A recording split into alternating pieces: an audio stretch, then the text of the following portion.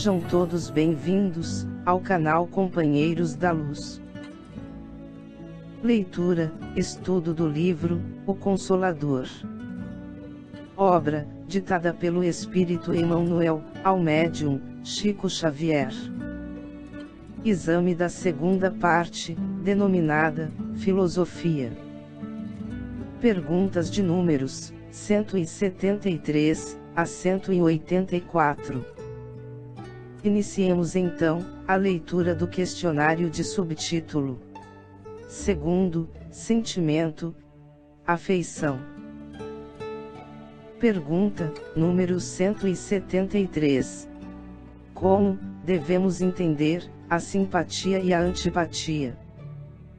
Emmanuel responde: a simpatia, ou a antipatia, tem as suas raízes profundas no espírito, na sutilíssima entrosagem dos fluidos, peculiares a cada um, e quase sempre, de modo geral, atestam uma renovação de sensações, experimentadas pela criatura, desde o passado delituoso, em iguais circunstâncias.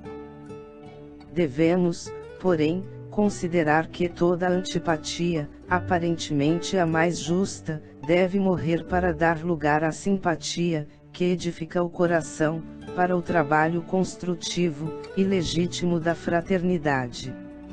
Pergunta, número 174. Poderemos obter uma definição da amizade? Emmanuel responde: na gradação dos sentimentos humanos, a amizade sincera é bem o oásis de repouso para o caminheiro da vida, na sua jornada de aperfeiçoamento. Nos trâmites da terra, a amizade leal é a mais formosa modalidade do amor fraterno, que santifica os impulsos do coração, nas lutas mais dolorosas e inquietantes da existência. Quem sabe ser amigo verdadeiro, é sempre o emissário da ventura e da paz, alistando-se nas fileiras dos discípulos de Jesus, pela iluminação natural do Espírito que, conquistando as mais vastas simpatias, entre os encarnados, e as entidades bondosas do invisível, sabe irradiar por toda parte, as vibrações dos sentimentos purificadores. Ter amizade, é ter coração que ama, e esclarece, que compreende e perdoa, nas horas mais amargas da vida. Jesus é o divino amigo da humanidade. Saibamos compreender a sua afeição sublime, e transformaremos o nosso ambiente afetivo num oceano de paz e consolação perenes. Pergunta, número 175. O Instituto da Família é organizado no plano espiritual, antes de projetar-se na Terra. Emmanuel responde: o colégio familiar tem suas origens sagradas na esfera espiritual. Em seus laços, reúnem-se todos aqueles que se comprometeram, no além, a desenvolver na Terra uma tarefa construtiva de fraternidade real e definitiva. Preponderam, nesse instituto divino, os elos do amor, fundidos nas experiências de outras eras. Todavia, aí ocorrem igualmente os ódios e as perseguições do passado obscuro, a fim de se transfundirem em solidariedade fraternal, com vistas ao futuro. É nas dificuldades provadas em comum, nas dores, nas experiências recebidas na mesma estrada de evolução redentora, que se esquecem as amarguras do passado longínquo, transformando-se todos os sentimentos inferiores, em expressões regeneradas e santificantes. Purificadas as afeições, acima dos laços do sangue, o sagrado Instituto da Família se perpetua no infinito, através dos laços imperecíveis do Espírito. Pergunta, número 176. As famílias espirituais, no plano invisível, são agrupadas em falanges, e aumentam, ou diminuem, como se verifica na Terra. Emmanuel responde: Os núcleos familiares do além agrupam-se, igualmente, em falanges, continuando aí a obra de iluminação e de redenção de alguns componentes dos grupos, elementos mais rebeldes ou estacionários, que são impelidos, pelos seus companheiros afins, aos esforços edificantes, na conquista do amor e da sabedoria. De maneira natural, todos esses núcleos se dilatam, à medida que se aproximam da compreensão do Onipotente, até alcançarem o luminoso plano de unificação divina, com as aquisições eternas e inalienáveis do infinito. Pergunta, número 177. As famílias espirituais possuem também um chefe? Emmanuel responde: todas as coletividades espirituais estão reunidas, em suas características familiares, pelas santas afinidades da alma, e cada uma possui o seu grande mentor nos planos mais elevados, de onde promanam as substâncias eternas do amor e da sabedoria. Pergunta, número 178. Poderíamos receber algum esclarecimento sobre a lei das afinidades entre os espíritos desencarnados? Emmanuel responde: na Terra, as criaturas humanas, muitas vezes, revelam as suas afinidades nos interesses materiais, que podem dissimular a verdadeira posição moral da personalidade.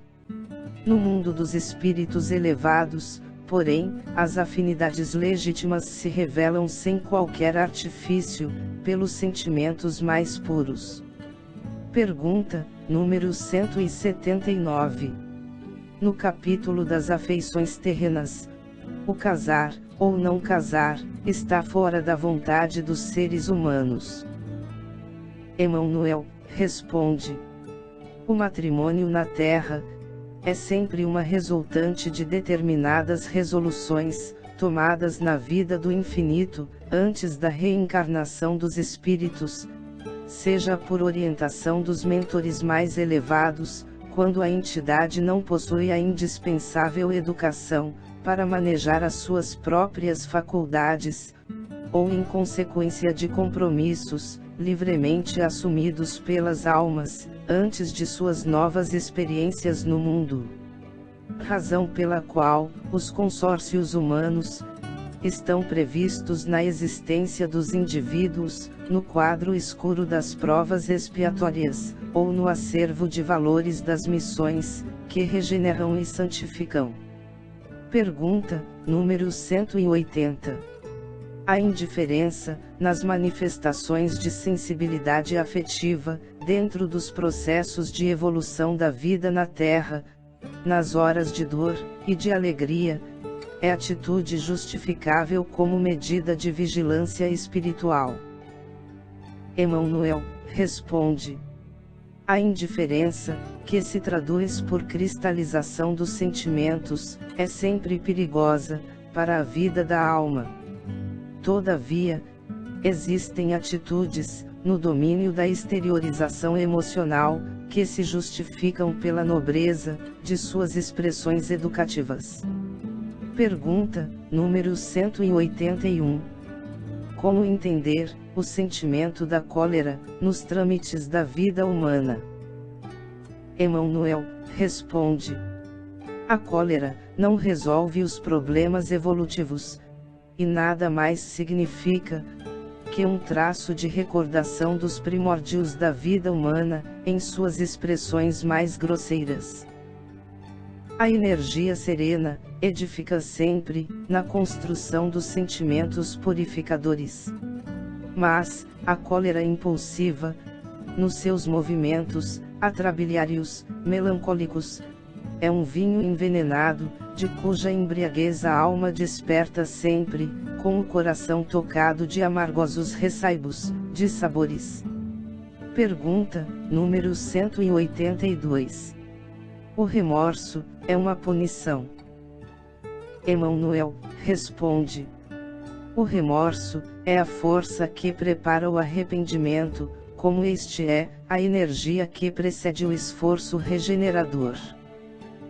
Choque espiritual, nas suas características profundas, o remorso é o interstício, uma fenda, para a luz, através do qual recebe o homem a cooperação indireta de seus amigos do invisível, a fim de retificar seus desvios e renovar seus valores morais na jornada para Deus. Pergunta número 183. Como se interpreta o ciúme no plano espiritual? Emmanuel responde: o ciúme, propriamente considerado nas suas expressões de escândalo e de violência, é um indício de atraso moral, ou de estacionamento no egoísmo, dolorosa situação, que o homem somente vencerá a golpes de muito esforço, na oração e na vigilância, de modo a enriquecer o seu íntimo, com a luz do amor universal, começando pela piedade para com todos os que sofrem e erram, guardando também a disposição sadia para cooperar na elevação de cada um. Só a compreensão da vida, colocando-nos na situação de quem errou, ou de quem sofre, a fim de iluminarmos o raciocínio, para a análise serena dos acontecimentos, poderá aniquilar o ciúme no coração, de modo a cerrar-se a porta ao perigo, pela qual toda alma pode atirar-se a terríveis tentações, com largos reflexos nos dias do futuro. Pergunta número 184. Como devemos efetuar nossa autoeducação, esclarecida pela luz do Evangelho, nos problemas das atrações sexuais, cujas tendências egoístas, tantas vezes, nos levam a atitudes antifraternais? Emmanuel responde: não devemos esquecer que o amor sexual deve ser entendido como o impulso da vida, que conduz o homem às grandes realizações do amor divino, através da progressividade de sua espiritualização, no devotamento e no sacrifício. Toda vez que experimentardes disposições antifraternais em seu círculo, isso significa que preponderam em vossa organização psíquica as recordações prejudiciais, tendentes ao estacionamento, na marcha evolutiva. É aí que urge o esforço da autoeducação, porquanto toda criatura necessita resolver o problema da renovação de seus próprios valores. A vez de observar que Deus não extermina as paixões dos homens, mas fá-las evoluir, convertendo-as pela dor em sagrados patrimônios da alma, competindo às criaturas, dominar o coração, guiar os impulsos, orientar as tendências, na evolução sublime dos seus sentimentos.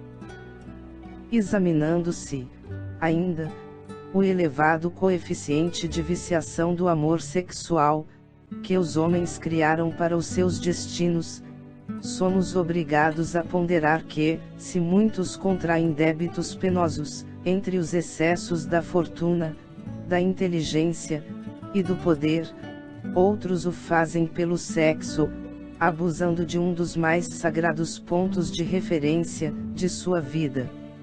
É por esse motivo que observamos, muitas vezes, almas numerosas aprendendo, entre as angústias sexuais do mundo, a renúncia e o sacrifício, em marcha para as mais puras aquisições do amor divino. Depreende-se, pois, que, ao invés da educação sexual pela satisfação dos instintos, é imprescindível que os homens eduquem sua alma para a compreensão sagrada do sexo. Chegamos ao final da leitura deste questionário.